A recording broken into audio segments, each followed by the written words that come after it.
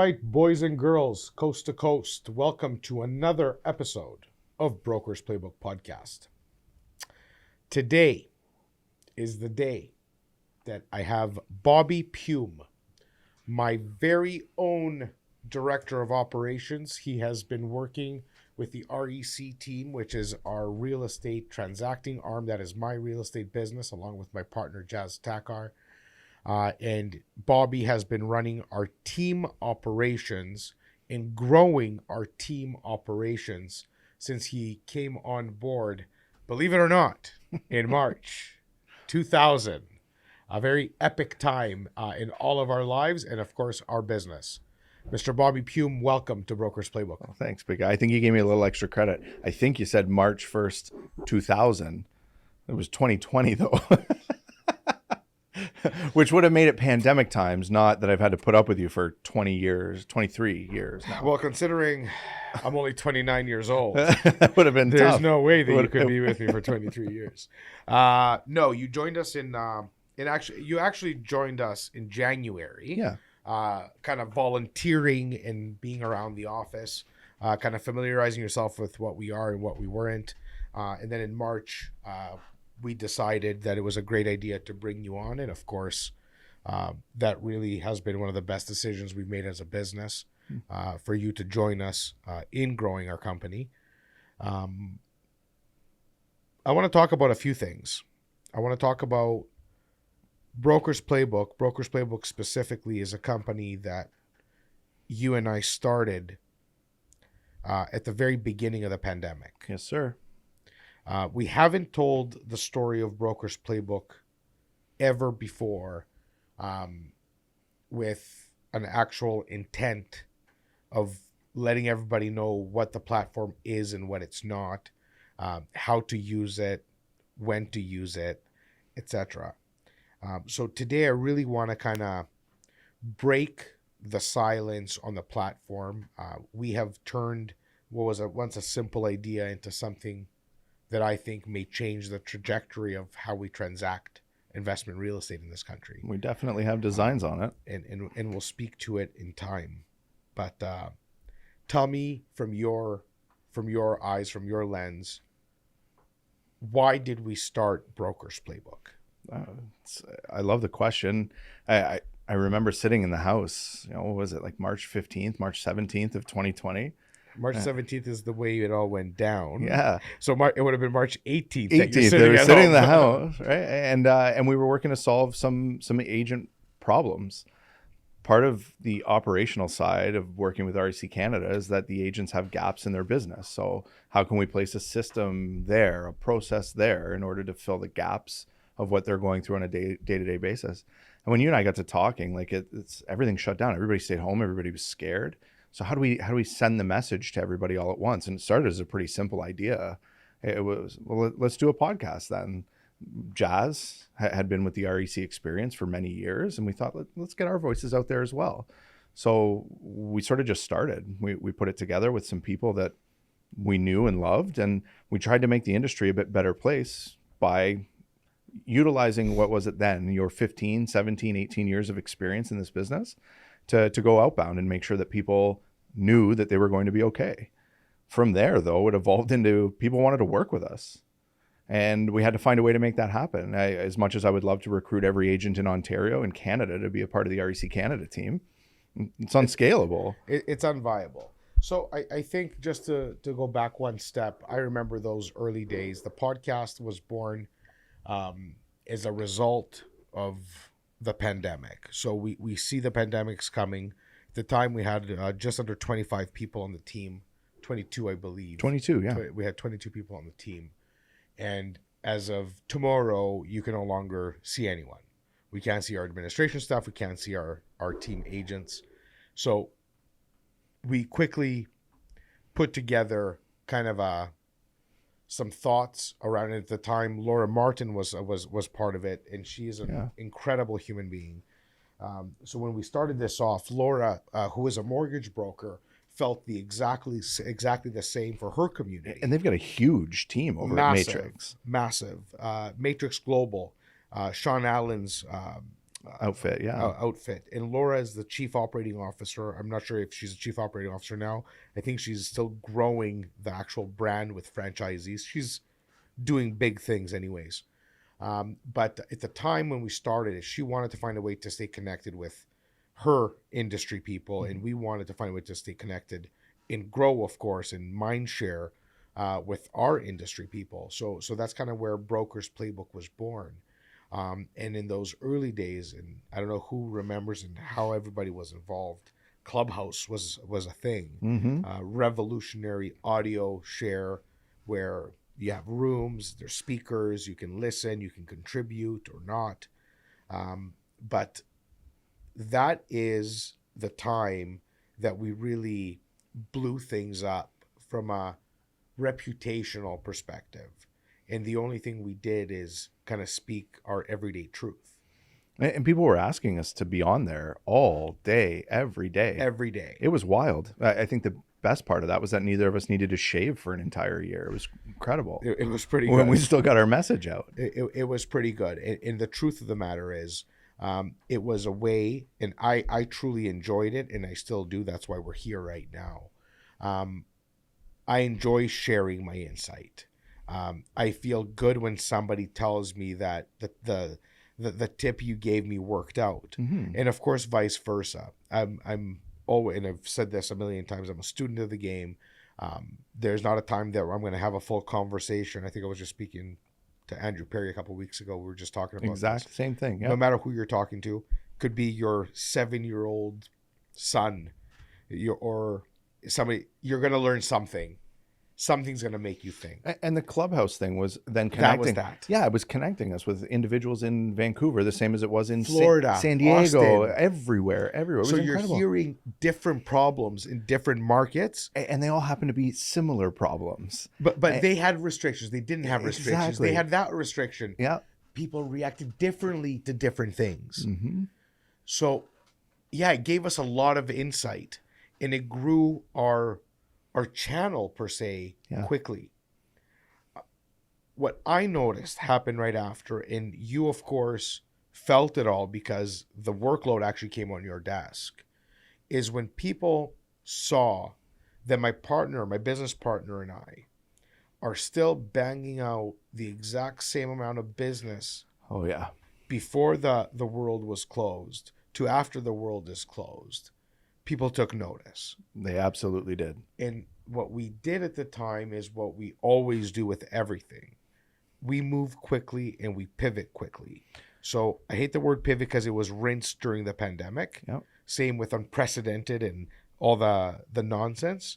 But when other people sit there and plan, myself and my partner and you and Laura and our entire executive team, we make moves. It's the old adage at the RC office. I believe that we've got a sign here somewhere in this office that says, ready, fire, aim. Yeah. We were ready. But we live it.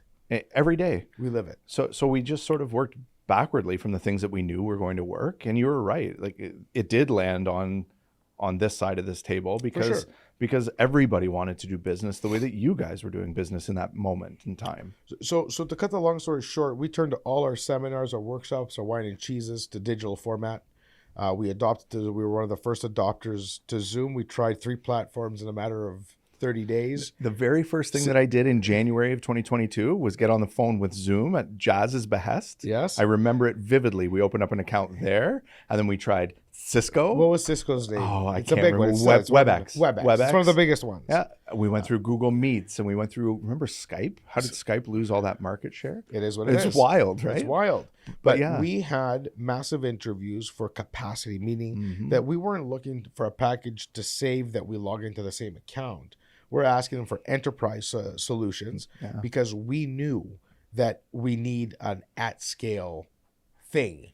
Webinar, call it meeting, call it whatever you want to call it, Google Meet. We needed capacity. We needed recordings. We needed proof. We needed, if we're doing deals via virtual channels, which was unheard of, DocuSign had barely been allowed to be used. It's true. So we're talking about 3 years ago, and the last 3 years before that is when the whole digital signatures, is it allowed? Is it not allowed? All the things. So just because it's commonplace now doesn't mean it was commonplace 3 years ago.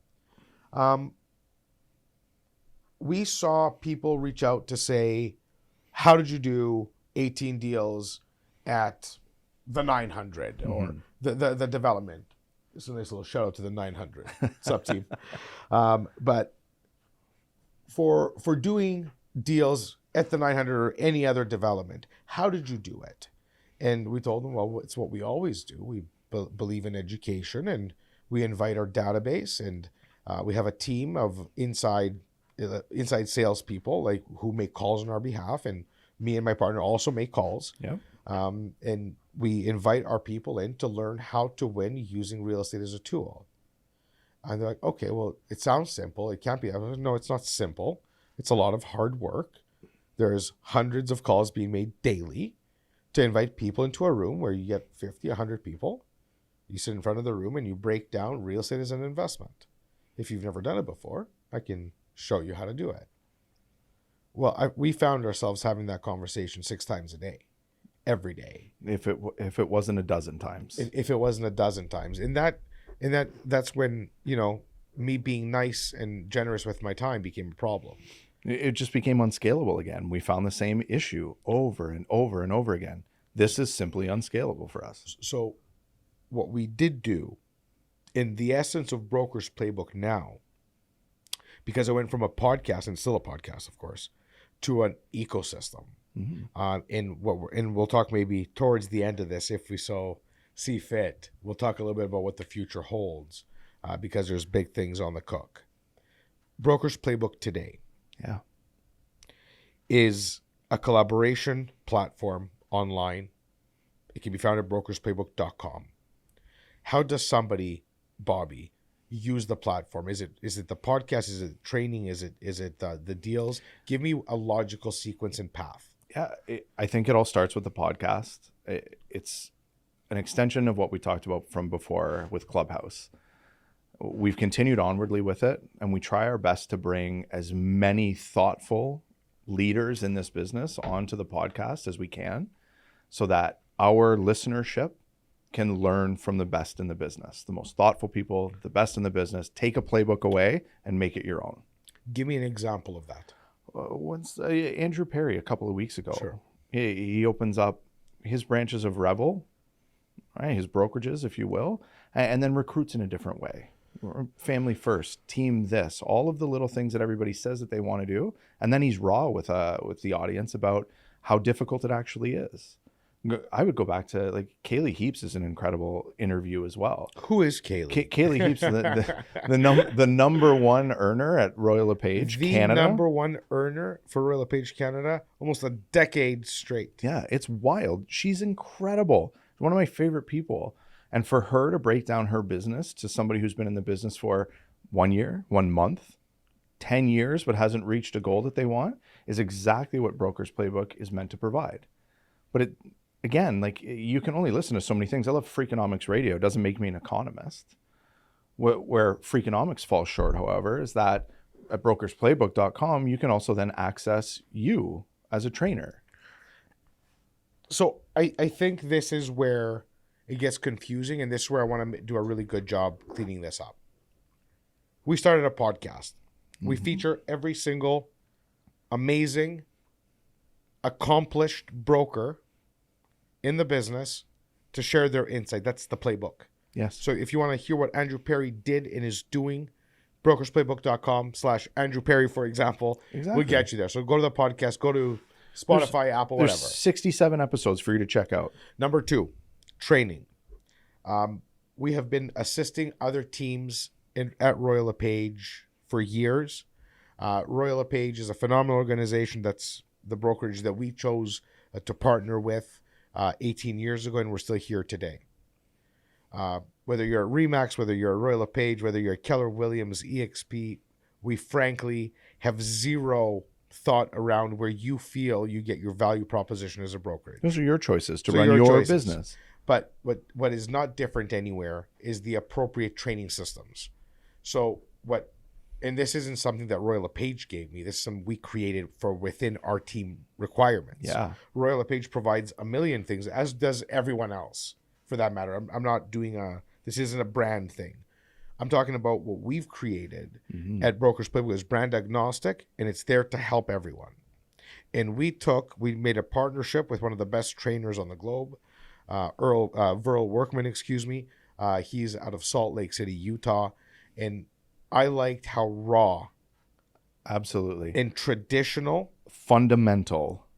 it's not traditional, fundamental Mm-hmm. and raw his methods are, because I know who I am. I don't need to be told if I'm raw or fundamental. Yeah. I do believe that I can outwork anyone, and that is as fundamental as it gets. I didn't say I'm smarter than anyone, better looking than anyone, but the chances of you outworking me are slim to none because I'm crazy like that. So if you, as a broker, identify as a hard worker or as someone who's willing to try anything, I will try. And I never fail because I learned something. And call it cliche, call it cheesy, corny, I don't care. I fail 9 times a day to win once. I learn 9 times a day, which is why I continue to win. And that's not coming from a place of arrogance. It's coming from a place of I fail all day, knowing that I'm learning a lesson. I now know what doesn't work. That's our fundamental truth here. That's our fundamental truth. And the reason that we broached the training as a whole, so go back to it. The podcast was generating a bunch of people that then said that they wanted to work with us. And we are clueless in this field as to what everybody else knows. We know what we know. We know that I'm going to try my best to work as hard as you. I know that I'm going to be made fun of by Christina, our assistant, every day because I'm off on a vacation learning something new. That's what she says. I got to go to the bank and open up a corp, but I'm not going to learn anything. I know that my business partner is probably having a drink with my Visa right now. Exactly. I mean, there's fundamental truths. Fundamental truths to the world. But all kidding aside, we knew what we knew here. We didn't know what our agents knew at that particular point, and we were tired of taking their word for it, I suppose. So we're talking like when did it go down? Yeah. And it went down because let's make sure that everybody is on the same page as their team leads. Let's make sure that they are out in the world doing the right things. But what we also learned along that way... Why don't we make that a little bit cleaner? Sure. End of 2021. 2021 was the biggest year in Canadian real estate history. Mm-hmm. Our team had its record in banner year. Uh-huh. But December 1, after November 30th, which is Royal LePage's closing for numbers, me and you were looking at some reports. Yeah, we were. And what we found, it was not pretty. It was not nice. We have grown our team from when Bobby started to at that time, we're probably at about 45 agents. Yeah. End of 2021. So we double it over a 18-month period or so. 18-month period. But more importantly, we found a disparity. We found that although we had our best year ever, no reason to complain, no reason to squawk, we looked at our 45 roster and we saw that almost 18 people for that matter, did not hit $150,000 in GCI in 2021. Banner year in real estate. The in this year country. that arguably that you couldn't cross the street without 2 people asking you if you can get them a property. So I want that, I really want to unpack that and let it sink in, because we go on a Zoom call in January. Everybody's back from holidays. Mm-hmm. We're saying congratulations, everybody. Everybody, had a good time. Happy New Year. 22 is upon us. Everybody's still thinking that, the world's going to continue to be what it is. But as we all know, 2022, by February, the world kind of got tossed on its head, Mm-hmm. to say the least. In our marketplace, at least it did. But in January, before it got tossed on its head, we were on a Zoom call, first Zoom call of the year. And very simply put, I kind of lost my marbles on that call. Yeah, and I think it stems from a conversation that you and I had just before that. That's correct. We always take that Christmas break to be able to break down what are the 15 things we're going to accomplish this year. That's right. We work harder during that week. To patch the holes for next year. Exactly. And the conversation that we had was I remember this just a little bit differently than you do. I was privy to a conversation, right, from some of those exact team members that didn't hit one of the easiest markers in the world to hit, that there wasn't enough training, there wasn't enough support somehow with a team with a dedicated director of operations to build these things. I took that personally. So did I. And that's why we lost our minds in January. So the truth of the matter is, we brought people on who said, I said, hey, how long have you been in the business? 3 years, 2 years, 4 years. Do you know how to real estate? Oh, I'm the greatest real estate agent of all time. Yeah. Great. Are you going to be able to work leads that I give you, etc.? Oh, absolutely. We give them one, we give them two. They don't close. Deals aren't coming in. Not only do they don't close, Simos, they weren't tracked. We said, no problem. They're going to drop into your CRM. We use KV Core. They logged in 4 times and completed 18% of the tutorial. They didn't even log in. And this isn't a criticism. Like, everyone, don't take it that way. It's, we identified a gap in the business. The gap in our business, meaning that we believed people will do the things to our satisfaction. Yes. It's on us. 100% it's on us. So not only are we not blaming, so when we lost our marbles, and I said, this will never happen again. Ever, because what's going to happen is I'm going to control and know what you know about real estate. And that's when created the same lesson smacked us in the face. How do we make that scalable? It isn't scalable when your team lead, one of the 2 figureheads in your organization, are then ripped away from their day-to-day and have to spend X number of hours, minutes, days setting these things up to make sure that the team can succeed. If we were going to do it once, we were going to do it exactly that number of times, yes. And we were going to place it into a place for the betterment of everyone. Yeah. And the future of the team. Like, we can use this again and again. So we created a very comprehensive, that was a very long way to bring, but I mean, it's the truth. I like sharing the story because I relive it every time. And it's fun. We created a 12-week, all-encompassing, soup to nuts, fundamental real estate training program. How to real estate. We found, funny enough, that it's not for juniors. It's for juniors too, but depending on where you're at your path, whether you're in year 1 or year 6, the year 6 agent takes something completely different out of it. We've had chairman level people take the course with their entire teams at this point. The chairman took something out of it. Obviously, I don't need to tell a legend in real estate, Amy Flowers, pick up the phone. How to pick up the phone or how to do an open house. Right. She is the queen of Milton for a reason, but she got other stuff out of it. Mm-hmm. Like how I look at a listing appointment versus how she looks at a listing appointment, how we do the A, B, or C versus time blocking versus, so if you move your 9 o'clock to 11 on a consistent basis, you open up 2 hours of uninterrupted personal time for that matter. Yeah. Because different levels value different things. But even more impressive, I think, is that Amy identified it almost immediately. If we're going to stick with the Amy example, that adding a pillar to your business is also a very doable thing based on what we were then able to implement from the fundamental training. You're going to collaborations. I am. So let me finish my sentence. So all I'm trying to get at is the training that we've created is for the rookie, for the intermediate, and for the senior. Mm-hmm.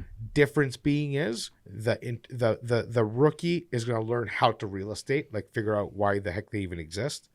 The intermediate is going to solve for half their life's problems by understanding that they're not the only people who have fought this uphill battle before. And the senior is going to pick a few, 2, 3, 4, 5 items that are going to change their lives, because we have had some mentoring from some of the best minds in the business. Yes, sir. And I believe we're doing well as a result of the efforts of everyone around us. Couldn't agree more. I'm not taking credit for what we've created. I will take part credit for it, for my contribution to it. But we've had a lot of tremendous influence. You mentioned collaboration. Yes, sir. We have truly redefined it. I think we have. I know we have, and I've been told every day we have, by the people I respect the most. I'm not going to be humble about this. we have written over 250 deals in the last 2 years. Yeah. Using Google Drives. A lot of hustle. A whole lot of hustle. Yeah. Only to prove a business case. Yes, sir. A business case that collaboration is not only something that can exist in a dog-eat-dog world of real estate. Not only can it be celebrated, it is real. We have created well over $5 million in commissions.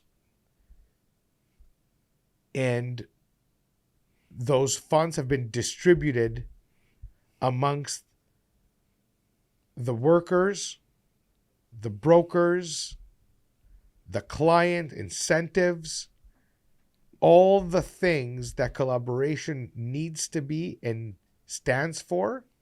We have successfully proven to the world that it can be done. I want you to explain at least 2 different ways of collaboration. Maybe we'll touch on 3. Let's do income property and sharing our haves and wants. Let's do new construction collaboration. And let's do promotion of Mindshare and podcast. Because those are collaborations. They absolutely are. So when you hear this show today, I'll speak to the first, I'll speak to podcast. Sure. You speak to new construction. Okay. All right. So you're hearing this podcast right now. If you feel that you have something to contribute that all of us, including myself, will benefit from, you do not stay quiet. Push your screen up, open a new window, and write us a message to community@brokersplaybook.com. Even better, you can go to the website, brokersplaybook.com, Yeah. select podcast from the home menu, and there's a place for you to book a time to meet with one of the 2 of us. Yeah. To chat about what you would like to bring to the podcast. Wonderful. Or who you would like to hear on the podcast. If you want to hear, I don't know, Gary V or Grant Cardone. Or all of it is relevant. who makes you happy. Tell us who makes you happy so we can get you on. And that's the Broker's Playbook content collaboration. From adding a new vertical, now let's talk money, because a lot of people get excited for that. Yeah. Tell me a little bit about Broker's Playbook, new construction collaboration. How does that work? I think that it starts with an overview of how the pre-construction business works at REC Canada, to be honest. You and I sit... Only because this is coast to coast. We're referring to GTA, specifically, Ontario specific. So if you're in BC or Alberta, it might be a bit different. But hear out how we're banging out deals with our colleagues here. Yeah, and I think that if you're in BC, Alberta, Quebec, we see your projects too. That's where I'm going to start. You know what? You're right. It's national. Our desks sit 10 feet apart. Between the 2 of us, we have, I'm just going to say, 200 projects a year that land on those desks. Not all of them created equal, but value somewhere. So a portion of what I do on a day-to-day basis is work to vet some of those things. Who's the builder? How well capitalized are they? What are they bringing to market? When are they bringing it to market? All the little things. What are they paying? What incentives do they have for the clients? All the way down the line. Yep. And like I said, they're not all created equally. So some of them don't pass the eye test, and lots do. And some of them don't pass that pro forma test. And then some do. Yes. As we go down the line, Jazz and CMOS with REC Canada will identify anywhere between 5 and 8 projects a year that they say that they're going to get loud about. It's a very... And that's because they passed the eye test and the pro forma test. And there's a relationship there, and they know that they could take it to their databases at any particular point and win for the investor first. That's the first lesson. Next, though, is that Jazz and CMOS are only 2 men, and they're only going to do 700 deals a year. And they're going to do those 700 deals on the backs of 10,000 available units across those 200 projects annually. Our team, the REC Canada team, 45, 47 agents strong, you're going to do another 150 to 200 of those deals. If I rounded right and just gave myself easy math, we're sitting on 9,000 units that happened across our desks in any particular year that pass the eye and perform a test that then go unserviced in theory. There are many other agents that work in pre-construction. I want to use an example because I like where you're going with this. I want to use an example. This is actually this hat that I'm wearing today, only because it matches my shirt, happens to be the 900 by Harhay Developments. And quick shout. Can I talk about this? Quick shout out though, right? Yes. Like Harhay Developments always gives you a gift, but old Bobby here has to sit in the office with no hats. This is actually your hat that they sent. They told me to bring Bobby a hat. And now you're wearing it, bro. Listen. Harhay Developments. I want to use this as an example. Yeah. Because this is live right now. So we're sitting here at the studio. I wore this hat because it matched my outfit, but it turns out that this is a perfect example for what for collaborations. So the 900 is 3-phase, 3-tower development. Master plan community. It's called the 900 because of its address on the East Mall. It's right by the airport, very close to the airport. And they're building a master plan community with about 900 units, 3 towers of about 300 units in each one. So it's kind of smart in as far as a marketing campaign is concerned. So for the 75,000 agents on TREB or in OREA in Ontario, whatever the numbers are, the obscene numbers of realtors. Yeah. I can tell you that 99% of those realtors have either never sold a pre-construction unit. Yes, sir. Don't care to learn how because they've heard it's insane and it pays in 4 years. That's a bigger problem. Complete ignorance and misconceptions is what rattles the industry. Yes. That's what we're looking to change. So a resale agent wants to be able to do a deal and get paid like a normal human being. Pre-construction is a little bit different. Yes, it is. You get paid 2 and 3 different times. Yep. Sometimes twice. If you're not careful, sometimes never. So it is a business in itself. It is something that me and my business partner, Jazz, have worked for the last decade, 15 years. Our resale practice, almost 20 years. But the point of the exercise is we've developed a network, relationships. We've performed at the highest level. And now, for example, if I were to go to the listing brokerage for this development, in this case, shout out to Hirsch, Litvac, and Hirsch Realty, and the entire family out there, I can call Hirsch and tell him, Hirsch, I'm doing an event and I need 20 units. The industry being what it is, being one of relationships, Hirsch Litvac knows as a fact that if I ask for 20 units, I will sell 20 units. So he trusts me. That doesn't come overnight. That's truly 15 years worth and that's truly of grind. Something that's able and available to 10, 50, 100, 200, 500 brokers in all of Ontario out of 75,000. So Yes. it's 1% of the 1%. So with that being said, I'm not saying this I'm special. I'm saying this is what I chose to focus on. Yeah. And we've gotten it. So for someone new to come in to do that, it's very unlikely. Not because you can't, because it takes 15 years to do. Yeah. To develop relationships, to prove yourself, to sell again and again and have that kind of relationship. But if I can, now let's say, for example, for whatever reason, the REC, Seamless and Jazz, has to work on Bay Street condos today. And this launches the same day. I can't work this project. Do I break Hirsch Realty's hearts and say, no, I can't work it? Absolutely not. Or do I call on my team members at the REC, my own team, to say, hey, team, who wants to work the 900? We have an allocation. We have units. Do you want to work it? Well, one says, well, I'm on vacation in Jamaica. Okay. The other one says, I'm at my grandfather's wedding that weekend, or what have you. I know that's a little weird. Maybe the funeral. It's a great example. Hey, maybe the funeral. It's a great, I don't know. Look, I look like your grandpa just got married. It's the same thing. You're hilarious. So the bottom line is how this all evolved is I went outbound. Yeah. And when Brokers Playbook podcast, everybody's calling in. They're like, well, how can I sell 5 units on a Saturday? I'll tell you how you can sell it. You're going to send an email to your database. You're going to call every single person that you value, and you're going to tell them why the 900 or any condo that you believe in is a great project. In this case, this is a great project. Yeah. If you believe in the 900, you need to sell the 900. If you believe in Q condos, we just did a launch for Q condos. Yeah. Live, for real.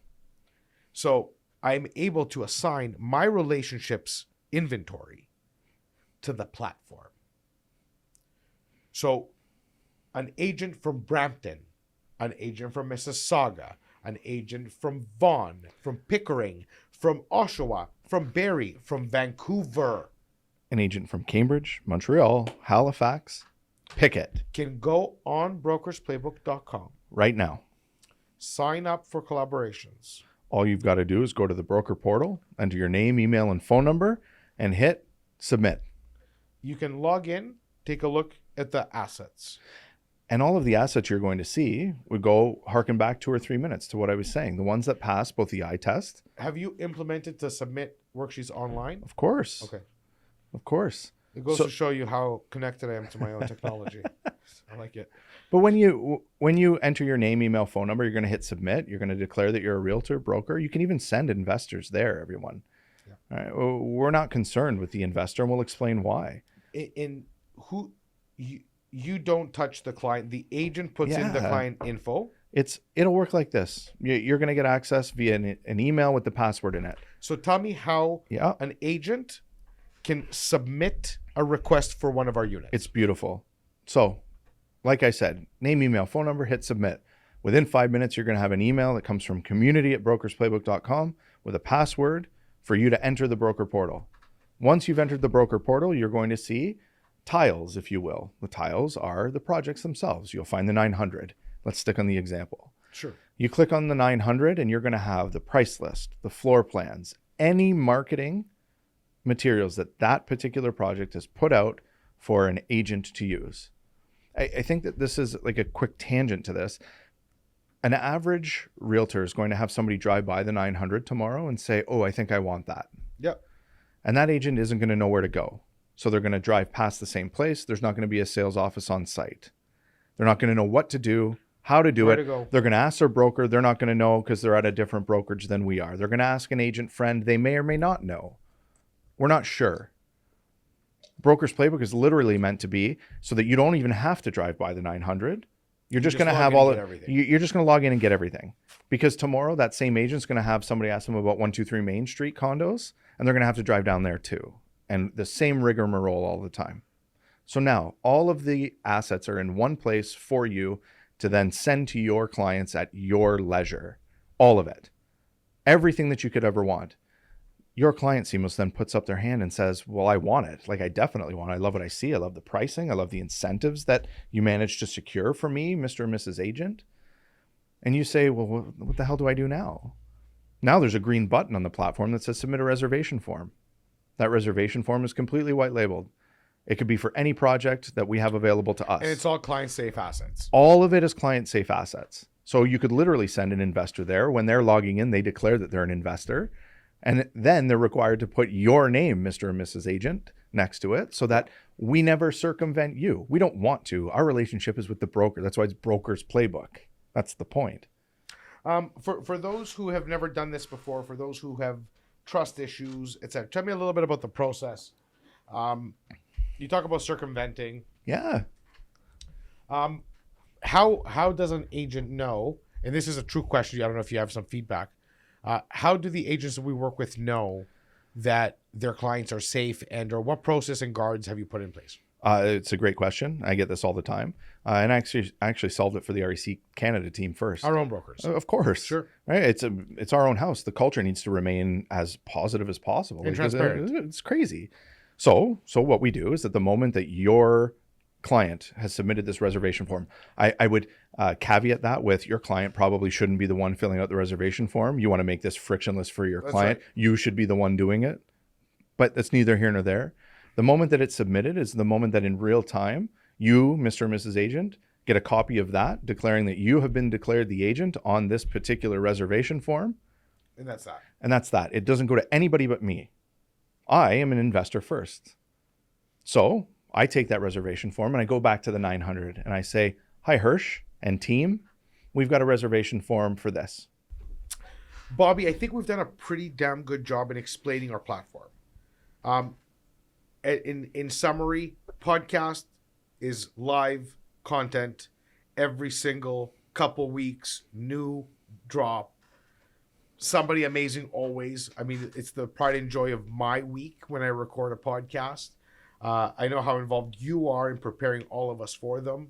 Christina with booking them, distributing, and all the things. So that's a lot of fun. Secondly, the training. If you are an agent looking to grow, reach out to the team. I can guarantee you a double deal count per year. And when I say guarantee you, if you do the work, if you can prove to me you've done the work and you don't, I don't want a penny from you. Mm-hmm. And I have given this money back to no one, because whoever has done the work has doubled or tripled their business. So this isn't an advertisement. This is me speaking my truth, because this is my program. We built this. It's so amazing to see. I love when you talk about it. Well, we call it a challenge. It's not a program. It's the 12-week challenge. It actually changes the trajectory of somebody's business. I think so too. If they're willing to put the work in. So if you're willing to work and you want to change your life, call me.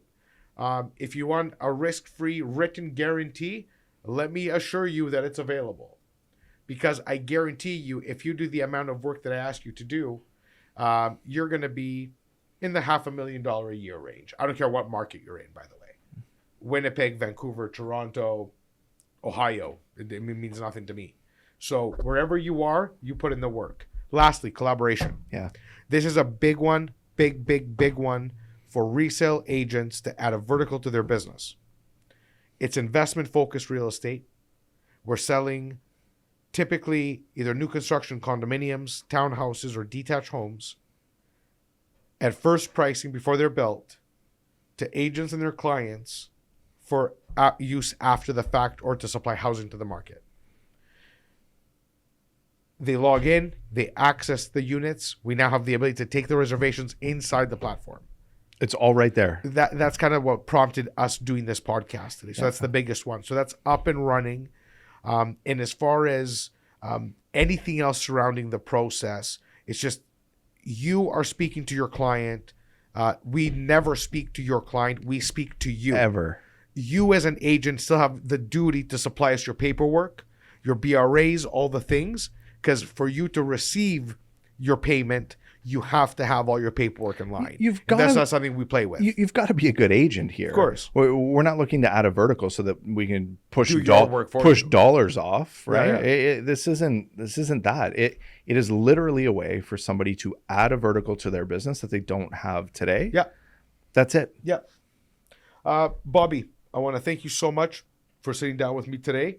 I know it's not easy for both of us to sit at the same time to do this. It's a busy schedule, but I appreciate having you on. No, thank you. And I think as this evolves, because it's evolving. It is. We didn't have time today to touch on some of the really juicy stuff that's happening, but maybe this will serve as a little teaser. If anybody wants to know anything before I drop it on a podcast, shoot me a message. Maybe I'll share some.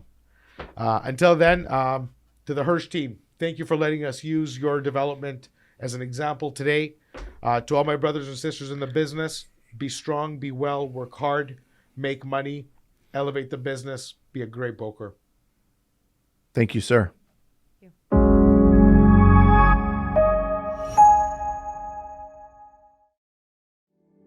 Thank you so very much for spending your time with us here at Brokers Playbook.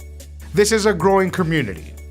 If you found value in this video, please invite others to subscribe and, of course, share the videos with. We'll see you soon.